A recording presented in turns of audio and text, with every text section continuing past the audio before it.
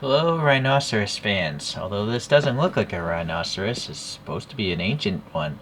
It's called the Paraceratherium, and it lived in the Oligocene epoch.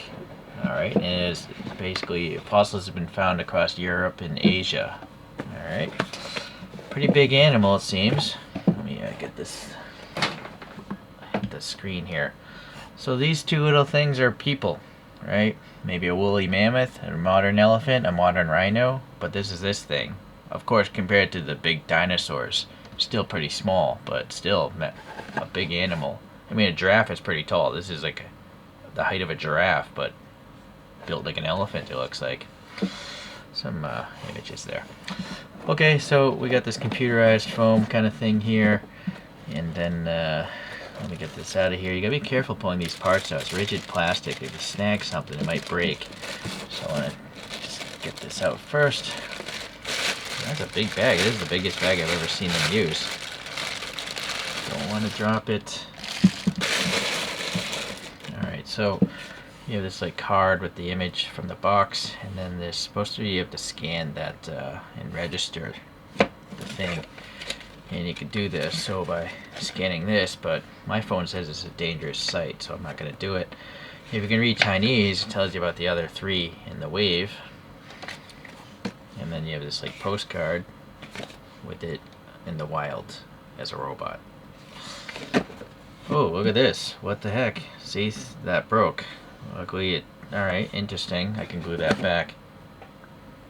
Alright, let's look at this faceplate first. Looks very much like an elephant kind of skin. It's got some white eyes looking at you there. But the inside is all like hexagonal, and it's got maybe three, I don't know what's going on there. These are magnets, by the way. It helps to put the thing in place and keep it in place. So we got a nice look at this skull. I assume this is a small version of the skull of this animal. But you see this keyway here, so it's only supposed to go on a certain way. You can see the mechanical bits here. I guess it's supposed to mimic something inside of this thing, but it's really up here that we're interested in. Interesting how it has like a pulley system from this joint to that joint. Pretty neat, actually. Some springs for the neck, an ear canal, maybe. No, maybe that's the ear canal there. An eye socket. I'm not sure what that would be. And then maybe a mechanism for the lower jaw. Wikipedia said that this nose could have been like very similar to an elephant, so it could articulate, help grab leaves and whatnot. Where's the part where this skull came off? Oh, I see, it's embedded there. So let me come back after I glue this in place. Alright, so there's the bottom of the thing, as you saw. This looks like a wood grain pattern, but it's really just, I think, resin painted to look like wood. You got the brass plate here with the black paint in there. You got some black toes, I guess, and then a lot of the skin texture. It's going from a light gray to like a brownish, and then there's some like green of all things dry brushed on this thing. The tail looks pretty bulky. Some sort of bone down here. Claw or tusk down there, and I'm glad that thing fell off because I was curious if these are all one piece or not, but clearly that's how they're getting good paint separation, by having different pieces. All really muscular and stuff here. The proboscis here, yeah, red. I see a little bit of brown in that eyeball. Anyways, the ear is okay, so I went and added a purple jewel bead there and a black one in the ear and a little red one here. And that's all I could fit. I can't find jewel beads smaller than that. So the magnets work really well. Unfortunately, with the smooth-skinned creatures, it's obviously quite obvious that you have a break here.